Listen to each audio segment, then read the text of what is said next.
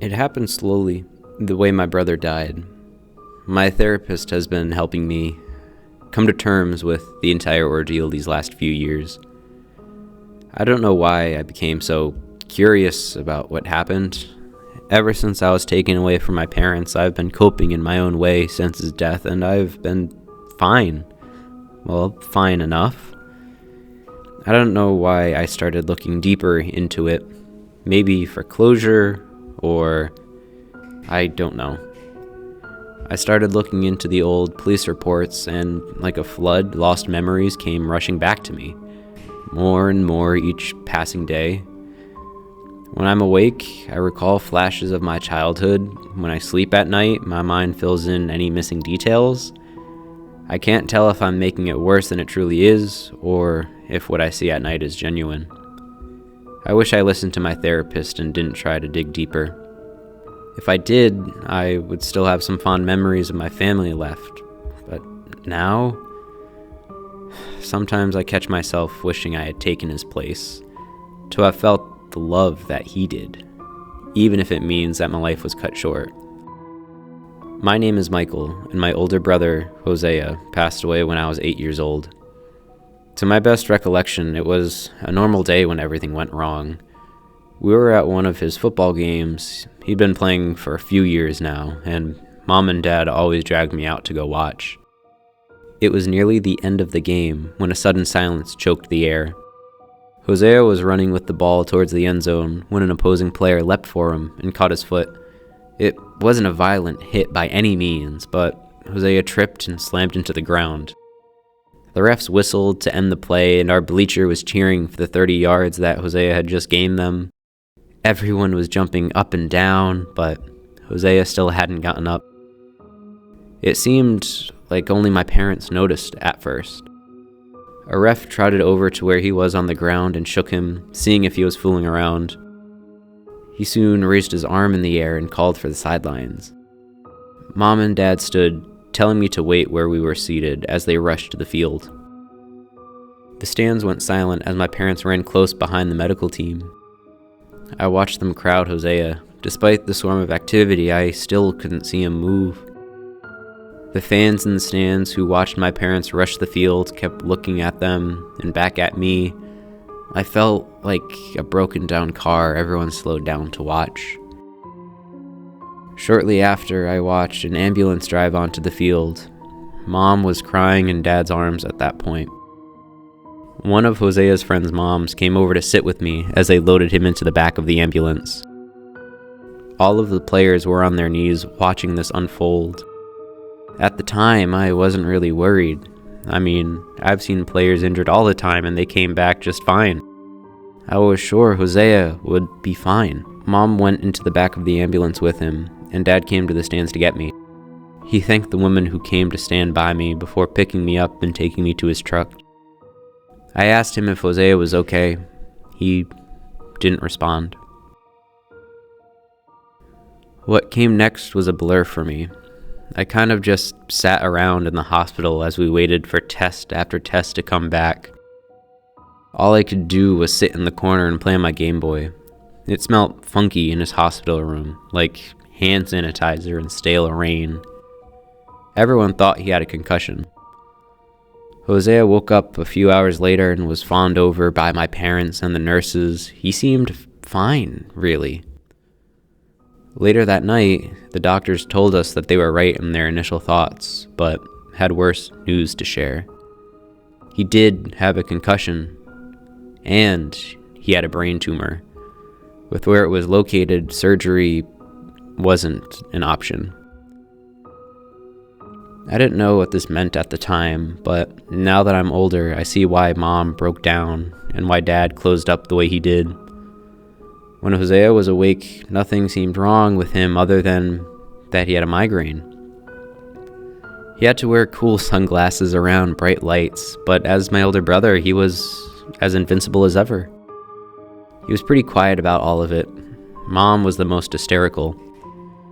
We started going to church twice a week and got involved with charity organizations I can't bother to recall the name of. Hosea had to give up football because of the concussion, but I still remember our parents taking us to games frequently. It didn't take long before we started staying home more often. Hosea had nearly constant headaches and trouble hearing. My parents would focus all of their attention on my brother. I learned pretty quickly how to make food for myself and plan out how I would be getting to and from school. Every time I'd come home, Mom and Dad would be in Hosea's room down in the basement. As the older brother, he got to have the bigger room out of the both of us. As he became more homebound, he got to have all the attention as well. Our parents bought him the best toys, gaming consoles, whatever a kid his age would want. I wasn't allowed to use his toys or anything. That would be too distracting, they said. I was jealous as a young boy. I don't think any child would be able to understand this as a coping strategy from their parents. They truly did try and provide for him as best they could.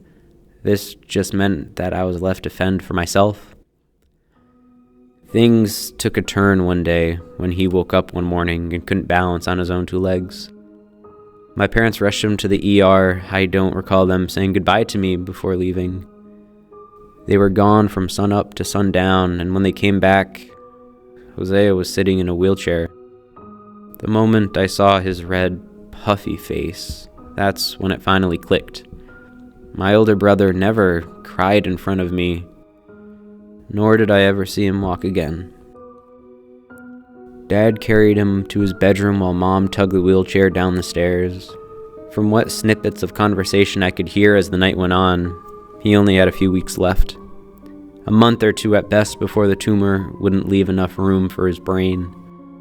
From that night on, I would fall asleep to the sound of him crying in the basement. Each day, he grew more and more lethargic. My parents wouldn't let anyone come and visit. Any company would distract him from the healing process. I was allowed to see him every so often when he wasn't sleeping or too busy recovering. He wouldn't say much, so I attempted to play games with him. Tried to toss a football to him. Mom would quickly sweep me away, saying that it was time for Hosea to rest. The crying continued every night. I could hear him through the floorboards. I would toss and turn, cover my head with a pillow, but even so, I kept hearing him, even in my dreams. When my birthday sprung up on the calendar, I asked Dad if I could see Hosea. "We have to let him rest, son. If we want him to get better, he needs rest." I would argue with him and storm over to Mom, who promptly gave me a spanking for arguing with Dad. It was the first time either of them ever laid a finger on me. I didn't ask to see him after that. The closest thing to a conversation we could have was me listening to him cry. Our aunts and uncles stopped calling to check in on us, and we grew away from the rest of the family. Mom, well, I could go days without ever seeing her. She would look worse and worse each time she came up from downstairs. Her hair started to look thin and matted, and her skin grew pale from rarely seeing the light outside. I had to start washing my clothes in the bathroom sink because the washer and dryer were downstairs, and I figured I shouldn't even bother asking my parents. I only had a handful of friends I could see after I walked to school. My hair was greasy, my clothes were all wrinkled, and I couldn't make it to any of our school events. School became hard. The only thing I could rely on were the sounds from the basement at night. One night, it must have been 2 or 3 when I randomly woke up. I didn't have to use the bathroom or have any bad dreams. I just woke up knowing that something was wrong. I turned to lay on my opposite side when I saw a dark shadow in the corner. I froze. My heart immediately started to pound in my chest. There shouldn't be anything there. It didn't look like there was anything, but it was just so dark. So much darker than black. It seemed to be devoid of color and shape. It was terrifyingly empty. All I could do was stare at that blank space. As time passed, my eyes burned as I stared. I didn't want to blink and have it disappear or move. It stayed there as minutes turned into hours. I don't know why. Eventually, I sat up. The moon was the only thing illuminating my room, its white light bouncing off the wood floor and light blue walls. It was sucked into the darkness, and no light reflected back, just like a black hole. It was Christmas morning, the first Christmas without Hosea sitting next to me under the tree. Today would be the day I would see him. When I woke up that morning, a small part of me thought that everything would be back to normal. I'd rush over to Mom and Dad's room where they would be tired but so excited to see us unwrap our presents. It was my favorite time of the year. I awoke to a gray morning sun shining against my eyelids. My room was cold from the winter weather, and in that gray light, I no longer expected the day to get better. The house was quiet. Without any doubt, I knew that Mom and Dad were downstairs with Hosea. I can't remember the last time that I saw him. It's been months since the football game. I crawled out of bed to start what pitiful morning would be awaiting me. To no surprise, there was no sign of Mom or Dad. I missed the smell of our Christmas tree. I haven't had a Christmas tree for the holidays since. I miss baking cookies for Santa and doing my best to stay awake to hear the sound of reindeer clapping against our roof. I assumed Santa would skip my house that night. I was right.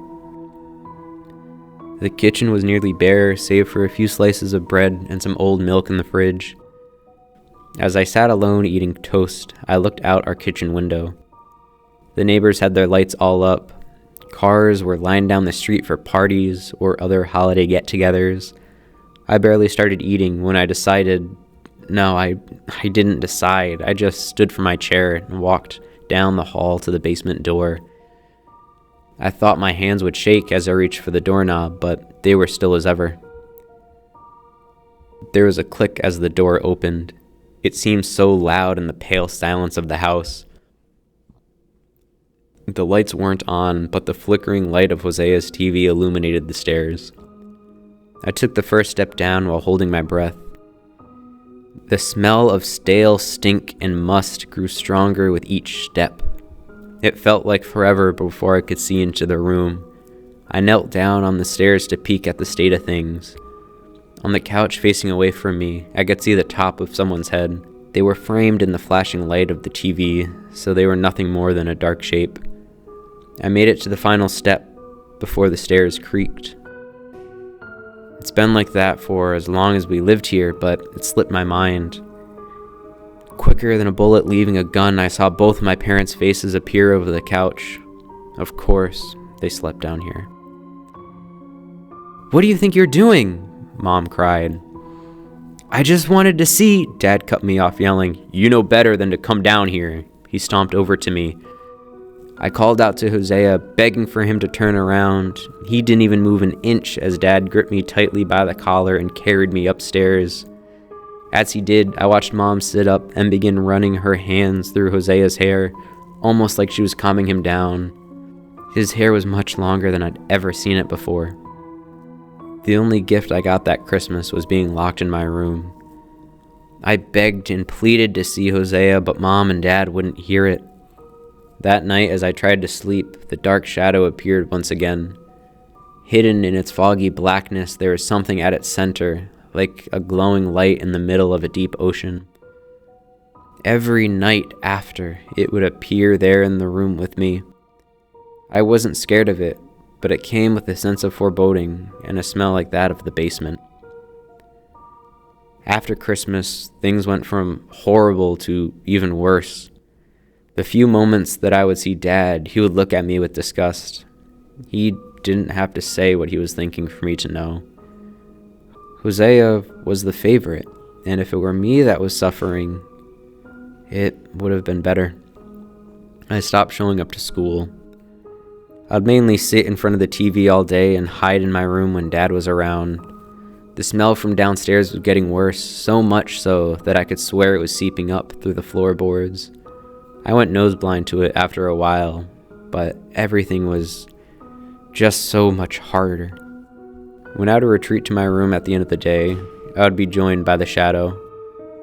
By this point, the shadow now had a bright light at its center that was obscured by a silhouette in front of it.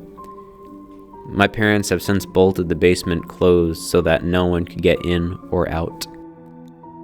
It all came to a head one night as I lay there in bed. My stomach no longer hurt from the minimal scraps of food I would eat. I would end the day with headaches from staring at the TV all day. I welcomed the mysterious shadow as I lay down. It was silent, but it was company. The silhouette grew sharper against the mysterious light with each night. Tonight, I recognized it. It may have been a trick of the dark, but I swear it shifted slightly, causing the long hair around the figure to shift. It's back to me, just like Hosea's was Christmas morning. It was then I could see the obscure light as the TV he'd been sitting in front of. "Hosea?" I asked weakly. There, before my very eyes, the shadow became as bright as the sun. My eyelids slammed shut and I tossed the sheets over my head. Even under the fabric, bright white light burned through, and the slim shadow of the figure was the only thing standing out from the light. It grew larger and larger, stepping closer to where I slept. A voice I hadn't heard in a long time said, "Michael?" I swallowed. It was Hosea's voice. I took a breath and gently lowered the sheets. The light vanished, and there, an arm's length away from me, was my brother. I was choked up, blinking to try and adjust to the darkness once more. I cried, "I've been trying so hard. Mom and Dad won't let me see you. I miss you so much." "I miss you too," he said softly. His voice was just as I remembered it. He stayed away from me, his face being obscured in the dark. "When they come tomorrow, I need you to tell them about me," I asked. "Tell who?" He stretched out his arm to me, which I instantly reached for. It was cold and rough like stone. "I've always been right here. I will always be right here next to you." His grip suddenly tightened, hard enough for a bruise to appear on my hand the next morning. "Remember me," was all he asked. "What do you mean? He leaned in close to me and the light appeared once more. What face that was once there was now something all too familiar. Dark holes took place where his eyes were. His skin looked 3 sizes too small as it cracked and stuck to him. His hair was unnaturally long, and long nails stabbed into my skin. I felt like he didn't mean to scare me, but I broke down crying at seeing what had become of my big brother. Someone once invincible was now rotting in front of me. The rest of the night I sat alone in the dark, hiding underneath the sheets, waiting for the morning to come. At some point, I awoke to the sound of the doorbell. I jumped out of bed to see who it was. I exited my room and peeked around the corner to see my dad at the front door. He was talking to someone, and I heard a feminine voice mention my name. I quickly ran over to Dad, and he did his best to stop me from entering the doorframe. He put his hand on my shoulder and gripped hard. He was trying to burn holes into me with his eyes, but I was no longer afraid of him. Hosea said he was by my side, and I trusted him. There were 2 officers at the door. One of them was a tall gentleman with big muscles, and the other was a lady with dark brown hair and a face that didn't look too kind.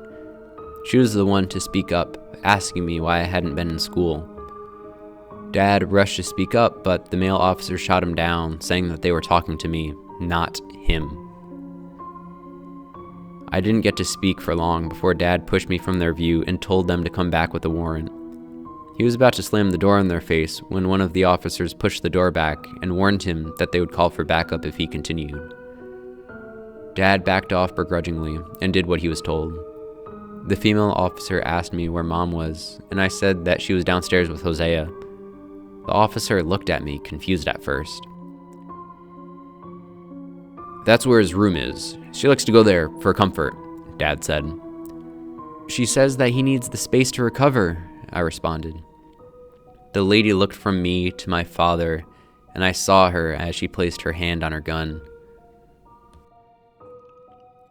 Dad butted in. "He doesn't know what he's talking about." "Last night, he asked me to tell you about him."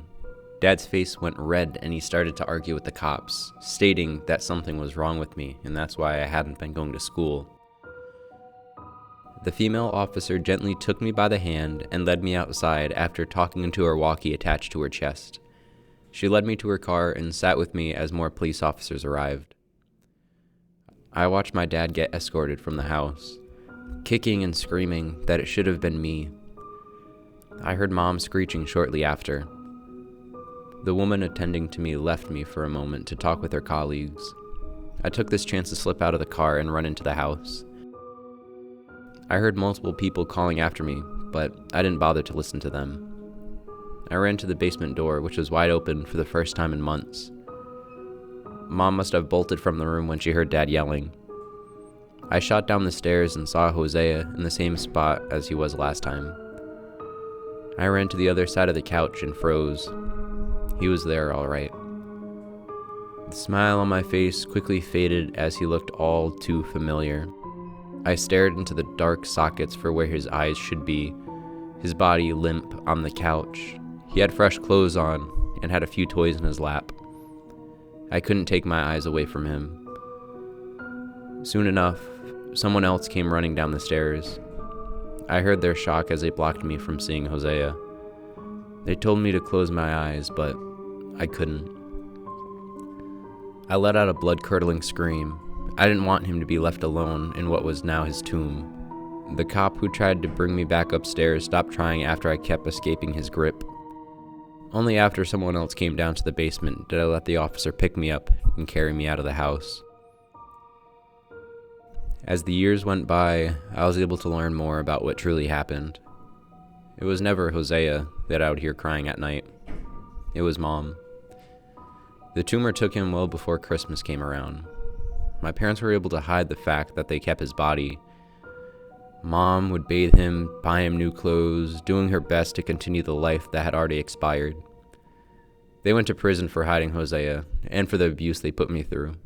I went to visit her once, but she's lost in the past, asking for Hosea to come visit her. I've stopped communicating with her and Dad. Some nights, I swear, Hosea comes to visit me. He stands in the corner of the room watching me as I sleep. I still say goodnight to him after all these years, even though my therapist recommends against feeding into the idea that he's still with us in that way. I know he's not. His body is long gone and buried in the earth. That I can confirm. I guess I'll never know the night that Hosea truly did pass away, but I do know that I hear him now, crying through the floorboards. This time I know it's not Mom. It must be him. I don't have a basement.